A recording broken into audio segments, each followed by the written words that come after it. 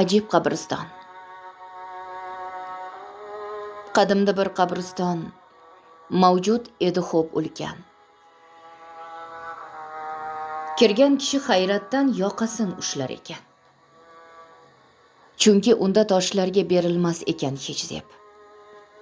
Yozilgandi 1-2, nari borsa 3 yil deb. Duch kelardi nigohlar bunda ajib sirlarga. Juda oshib borganda 5 yillik umrlarga. Bir kun bu hol sirini anglay olmay bir qator shogirdlar ustozidan so'rab ko'rdilar takror. Buncha kam yashaganlar, go'daklarmi bu yerda?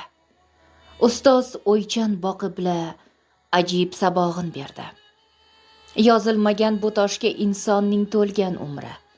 Bunda yozilgan faqat yaxshilik qilgan umri. Yurak-yurakka yetib bordi ustoz so'zlari.